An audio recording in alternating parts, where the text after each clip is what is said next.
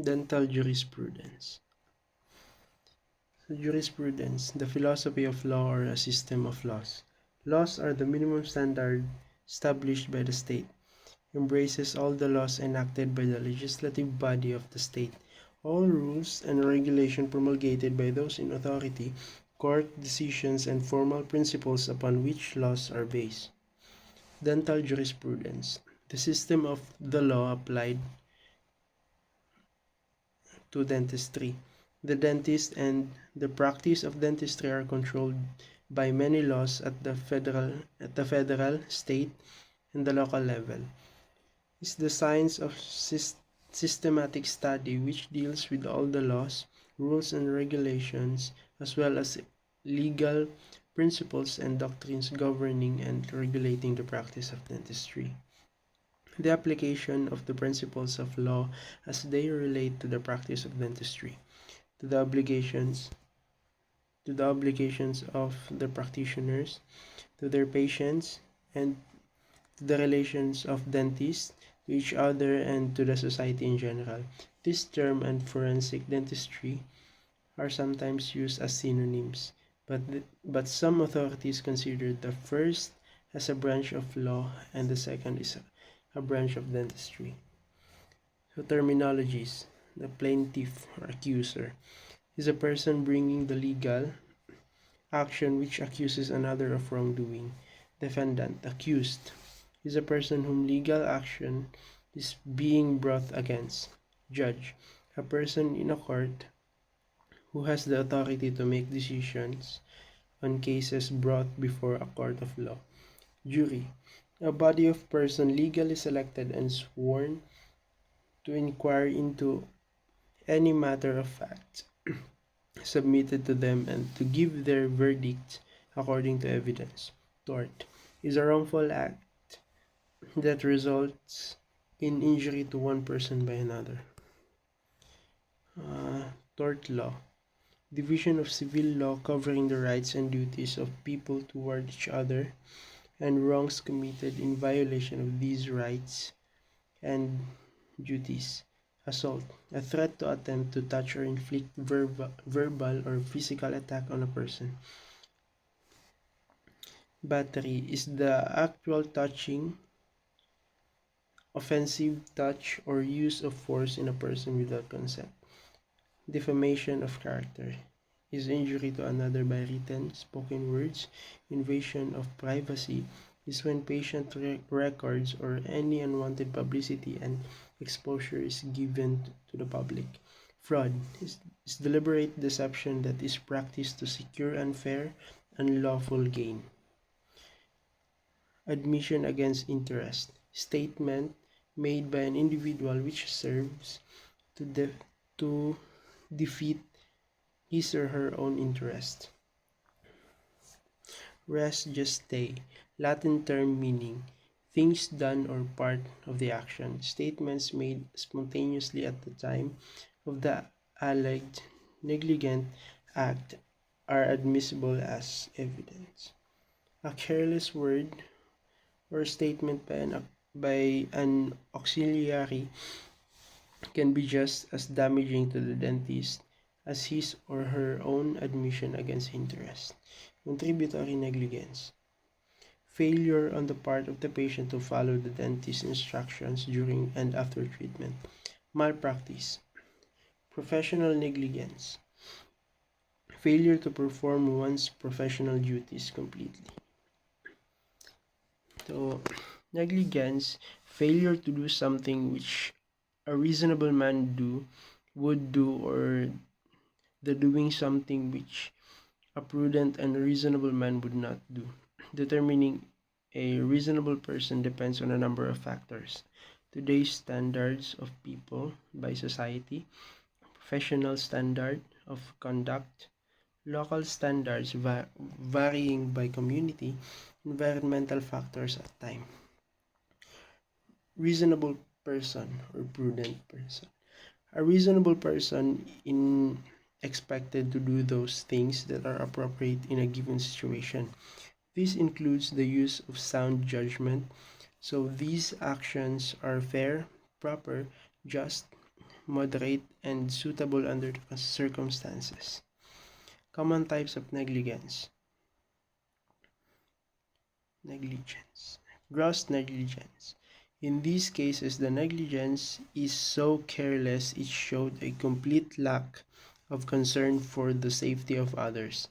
Gross negligence is a much more serious form of negligence that goes a step up further than simple careless action. Comparative negligence. This is where the plaintiff is marginally responsible for the injuries to himself.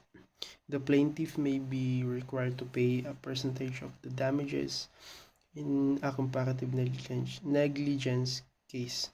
Contributory negligence. If the plaintiff causes his own injury in any manner, he cannot collect damages at all. Mixed contributory and comparative negligence.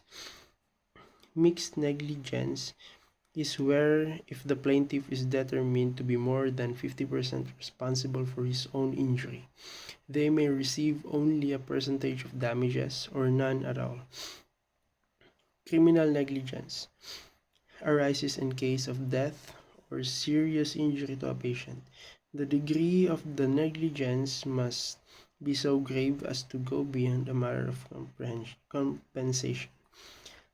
Professional negligence, absence of a reasonable care and skill, or willful negligence of a medical practitioner in the treatment of patient which causes bodily injury or death of patient. Civil negligence. Following the conditions should be satisfied for proving liability of negligence. Duty. Existence of duty of care by the doctor. Dereliction. Failure on the part of doctor to maintain applicable standard of care and skill. Direct causation. Any damage was caused by breach of duty. Damage, lost wages, medical expenses, and mental use. Defenses to negligence. Contributory negligence, comparative negligence, assumption of risk, act of God, sudden emergency. Negligence complaints, improper supervision, faulty instruction, faulty facilities, damage, inappropriate equipment, and failure to warn. Professional negligence, failure to use due care or lack of due care, an act or omission by a healthcare provider that deviated from what is the accepted standards of practice in the medical or dental community, also known as dental malpractice. In layman's term, dental malpractice is basically professional negligence by a healthcare professional that leads to an injury or complication on the part of the patient.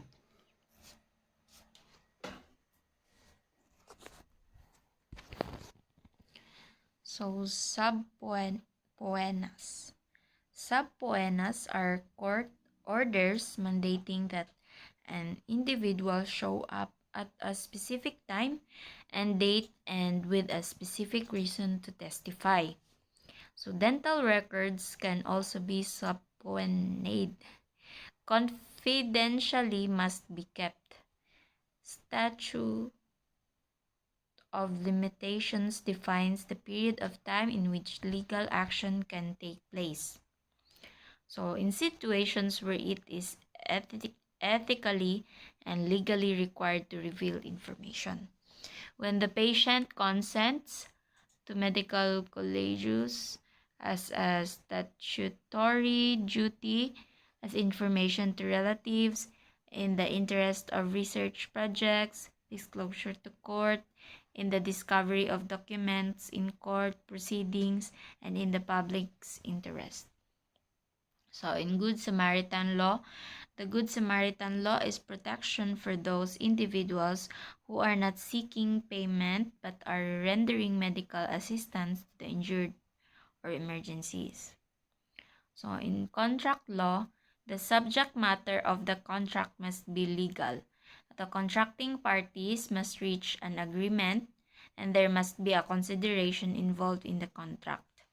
The parties must have contractual capacity, legally competent. Types of contract: expressed, oral or written, in agreement, implied through conduct, quasi-contract, a relief given by the court. So when written contract is required, new drugs are being used, experimentation or clinical testing is involved, a patient's photograph is being used, general anesthesia is being used, minor children are being treated in a public program, treatment will require more than 1 year to complete.